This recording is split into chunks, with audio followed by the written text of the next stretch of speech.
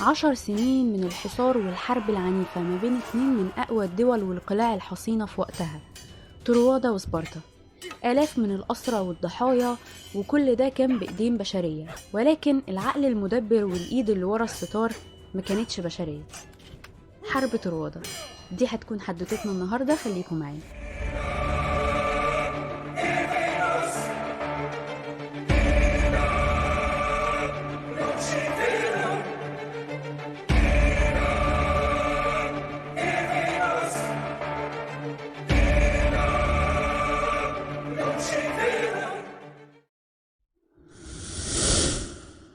خلونا نرجع بالزمن للقرن ال13 قبل الميلاد، وتحديدا في منطقة طروادة.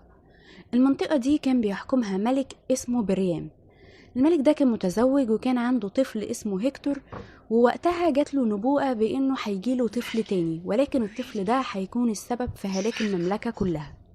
هنا صدق فعلا الملك بريام النبوءة، وقرر انه بمجرد زوجته ما تنجب اي طفل ذكر هيبدأ يرميه مش بس بره القصر ده، كمان هيرميه بره حدود المملكة كلها.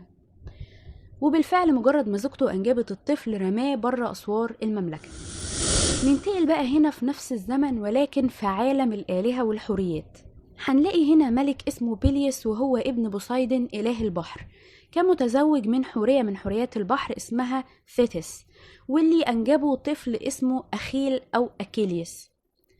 الطفل ده كانت أمه مهتمة بيه جدا، فكانت كل يوم الصبح بتاخده وتروح لنهر ستيكس، إنه كان نهر مقدس جدا وكانوا الآلهة بيتباركوا بيه. فكانت كل يوم ثيتس بتاخد ابنها أكيليس وتروح بيه لغاية النهر، تمسكه من كعب رجله وتبدأ تبله من مية النهر ده، واللي بالفعل كبر علشان يبقى درع بشري وأسطورة من أساطير الحرب محدش بيقدر عليه. كده انت عرفت قصة بارس ابن الملك بريام واللي اتطرد من مملكته، وعرفت قصة أخيل أو أكيليس.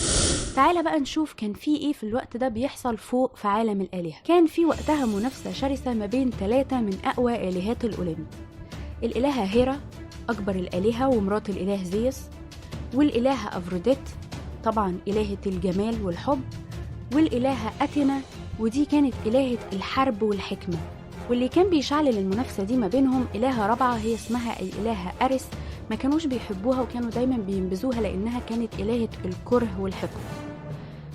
المهم إن الإلهة دي أشعلت كده الفتنة ما بين ال3 آلهات التانيين، وخلتهم يمسكوا في بعض تقريبا. فهم قرروا هم ال3 إنهم يعملوا لعبة كده ويصنعوا تفاحة من ذهب، ويبدأوا إنهم يفتنوا بيها واحد من البشر. وقع اختيارهم على بارس ابن الملك بريام، واللي بالفعل خطبوه وكلموه وقالوا له هما ال3: تفتكر التفاحة الذهب دي مين اللي ممكن يكون صنعها؟ هنا احتار بارس وقعد يفكر، مش عارف يرضي مين من الآلهات ال3 الجبابرة. بدأت هنا الإلهة هيرا تغريه وتقول له أنا ممكن أهديك الملك.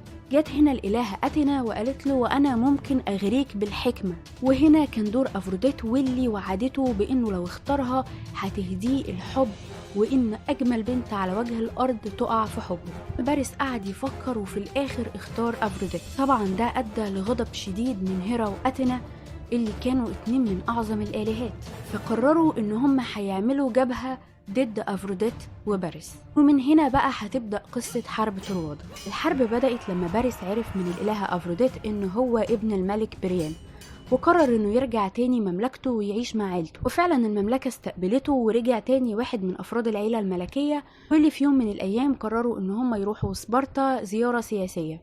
راحوا وكان معاهم بارس الابن الأصغر، واللي وقتها شافته مرات ملك سبارتا وهي الملكة هيلين. هي دي كانت أجمل امرأة على وجه الأرض، واللي فعلا وقعت في حبه نتيجة طبعا لسحر أفروديت، وهو كمان وقع في حبها.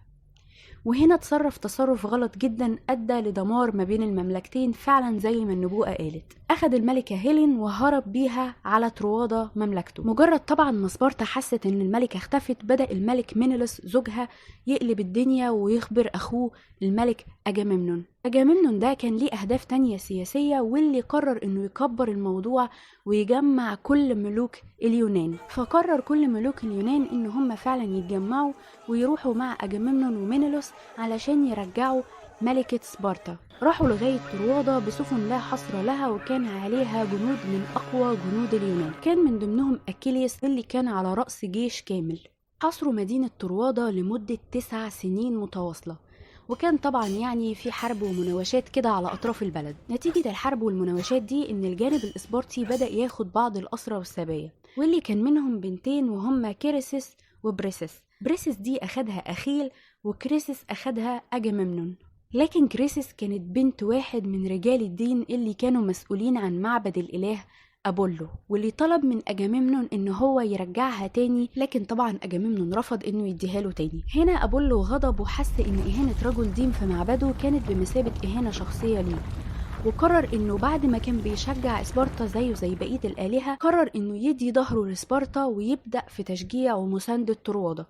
وبالفعل راح وانضم لجيش أفروديت ضد باقي الآلهة اللي كانوا كلهم مساندين لإسبرطة. كانت أول خطوة من أبولو إنه فعلا رجع كريسس لأبوها. أجاممنون غضب جدا وبدأ إنه من ورا أخيل يخطف حبيبته هو بريسس. تعال خلاص، ما تزعلش ما تضايقش. بلاش سوسو. خد نادية. نعم. والله ما هي راجعة.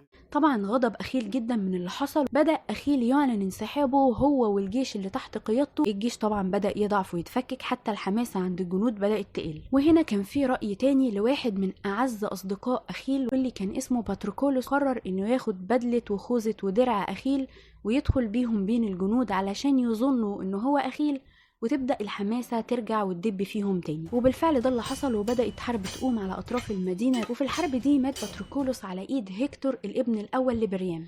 أول ما الخبر وصل لأخيل بدأ يغضب ويثور لأنه كان من أعز أصدقائه، وقرر إنه يرجع تاني مخصوص علشان ينتقم لصديقه. وبالفعل رجع ودخل عند أسوار المدينة بتاعة طروادة وبدأ ينادي على هيكتور إنه هو عايزه بمفرده. أهل البيت الملكي كله رفضوا إن هيكتور ينزل له، وبدأوا يقنعوه بإنه ما ينفعش يطلع، لكن هيكتور كان شايف إنه لو عمل كده هيكون ملك جبان. بدأوا يبارزوا بعض لغاية ما انتهت المبارزة دي بموت هيكتور. أخيل حب يذله ويذل مملكة طروادة كلها بإنه بدأ يربط رجل هيكتور في العجلة الحربية بتاعته، وبدأ يجره على الأرض لغاية المعسكر اليوناني اللي موجود على حدود المدينة بره. قرر وقتها أبولو بأنه ينصر طروادة وينشر مرض الطاعون في سفن اليونان كلها. وبالفعل الطاعون ده أدى لخسائر كبيرة في الجيش اليوناني، واللي قرروا بعدها الانسحاب من الحصار. لكن أخيل وقتها كان واخدها طار شخصي، فبدأ إنه يفكر في خطة بديلة تنفع بأعداد الجيش الصغيرة اللي اتبقت منهم. وهنا خرج بفكرة حصان طروادة. بدأ الجانب اليوناني يصنع حصان خشب كبير ويعملوا له باب سري يدخل منه الشوية اللي اتبقوا من الجيش اليوناني. وهنا جم ملوك اليونان وبدأوا يدخلوا تاني عند بوابات مدينة طروادة ويخاطبوا البيت الملكي ويقولوا له إن ده عربون صداقة مننا ليكوا، وإنه ده رمز للصلح ما بين المملكتين. بدأ البيت الملكي يشك شوية فيهم، وبالفعل فحصوا الحصان لكن معرفوش يوصلوا للباب السري ده، واخدوا الحصان وحطوه في وسط المدينة. وهنا بدأ الجنود اليوناني يمثلوا ان هم بيتراجعوا وبيبعدوا عن حدود المدينة. طبعا هنا الطرواديين خلاص صدقوا ان في صلح في البلد، بدأوا يحتفلوا ويشربوا الخمور وبدأوا يسكروا. وفي نص الليل وفي عز ما كانوا فعلا مش فايقين، بدأ الجنود المستخبيين في الحصان ده يخرجوا ويولعوا في البلد كلها. لكن أخيل أو أكيليوس كان عنده هم واحد بس، وهو إنه يدور على بريسس ويبدأ يهرب بيها، علشان عارف إن خلاص المدينة دي مصيرها إلى دمار. في نفس الوقت ولإنها هي كمان كانت قريبة للبيت الملكي، بدأ بارس بعد ما أنقذ هيلين إنه يفكر ويروح ينقذها هي كمان.